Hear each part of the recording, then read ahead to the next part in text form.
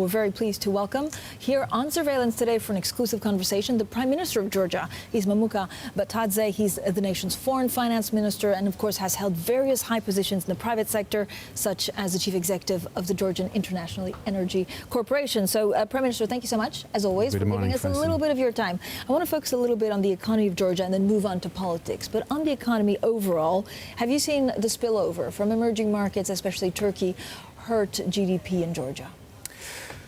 Well, good morning, Francine. Good morning, Tom. I'm very glad to be back to your wonderful program. Well, of course, Georgia is a part of global economy, but at the same time, what we see, the figures that we have in 2018, it clearly shows that our economy has become much more resilient than it used to be before. So we feel the spillover effect, but at the same time our GDP growth is pretty sustainable. IMF recently updated their forecast, so we're expecting around 5.5% this year. And at the same time, according to forecast, Georgia will remain the leader in terms of economic growth in the region in the next 4 years. We talk, of course, a lot of, some of the newest trends when it comes to the markets. For example, is marijuana growing? And this is in Canada, and it's one of the things that we're looking. Could this be a major export for Georgia?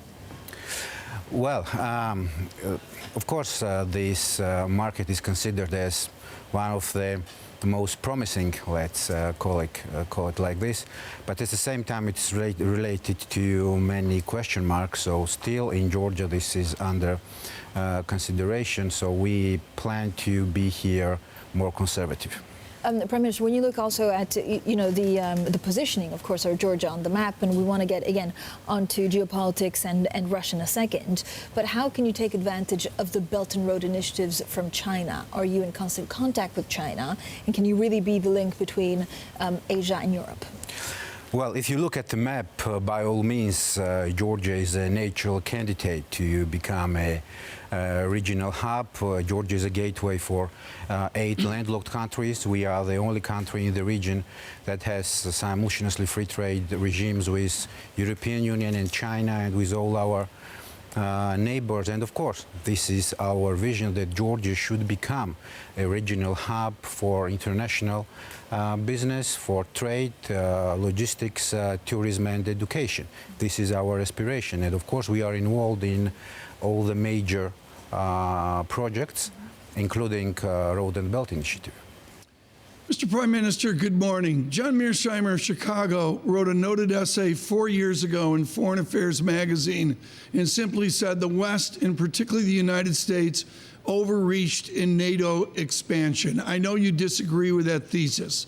Why should Georgia or the adjacent nations to Russia be in NATO? Well, it's not only me who disagrees, but all the members of NATO a couple of months ago once again reaffirmed that Georgia eventually will become a member of NATO. And of course, our top priority is to become a full-fledged member of European Union and NATO.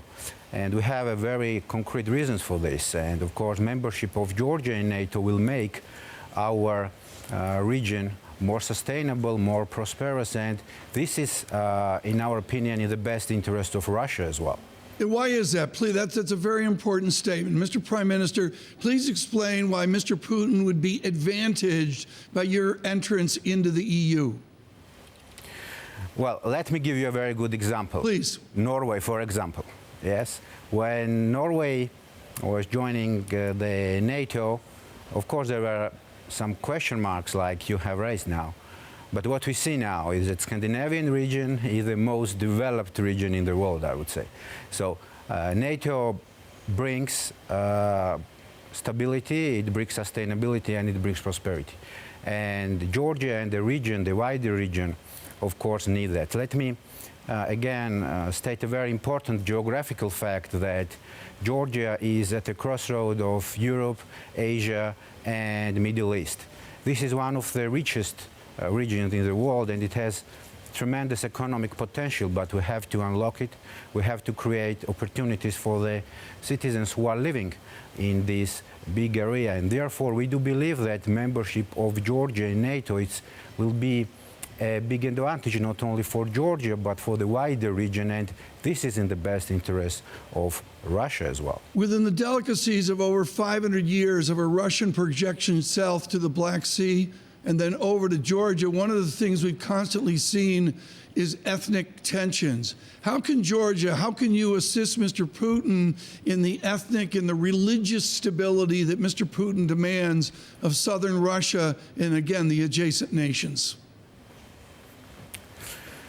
Well, I had a chance to make a speech at United Nations General Assembly, and that was my main message and initiative to create a new platform in Georgia to organize a forum in Tbilisi to discuss the challenges that we have in the region, maybe the very painful ones, and to find the solutions how to create this area which has now a lot of challenges into the area, how we can convert it to the area which will be full of possibilities for the people, for the citizens who are living on this territory. So we are very result oriented. We are totally focused on peaceful resolutions of the conflict, and that was our main message at UNGA. Right, but I remember your speech and we listened to it, but Prime Minister, can you actually lay out the real risks of renewed conflict over Georgia's occupied breakaway territories?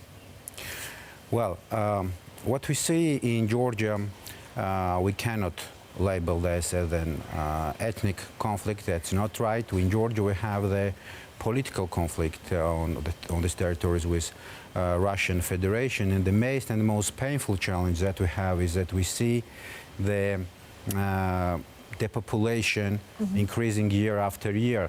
So 4 and 5 times decreased the number of people who used to be living on these territories before the war, and therefore we are totally focused to create now the new possibilities for our citizens who are living on these territories, and to offer them and to make just a comfortable life zone for them there. So we are totally focused on humanitarian issues now. Prime Minister, a final question. In case Salome Zurabishvili wins the presidential elections, do you think she will meet with President Putin?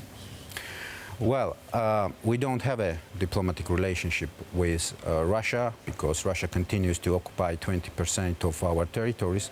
And of course, we are not looking for the meetings for some, formalities. It should have a narrative. And the narrative is that we have a humanitarian catastrophe on these territories which we should stop.